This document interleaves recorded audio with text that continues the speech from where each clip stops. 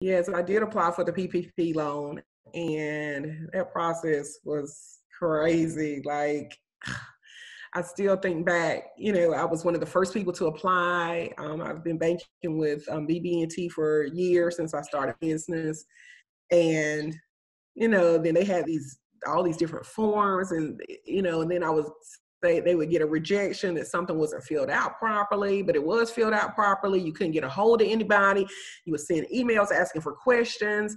And then finally, I was conversing with another peer in childcare, and we were talking to other people. I was like, you know what, I'm going to have applied another place, because if I keep waiting on them, I'm not going to get, it already. And then I missed the first time it ran out, so I missed that time.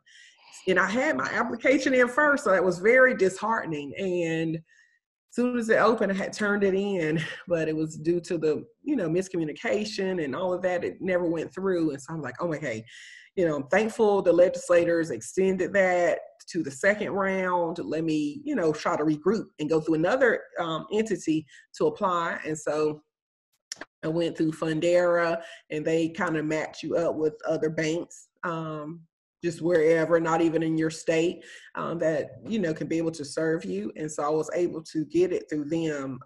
So, I mean, it was just really a lot and very stressful, because, every day you're like, okay, am I going to get it? Am I going to get this 8 weeks to help me survive, make it? And, you're like, okay, it's not approved. I didn't hear anything. It's just really was really high stress. Like, you don't know how many sleepless nights I had, like, really, how many sleepless nights. And I'm so serious.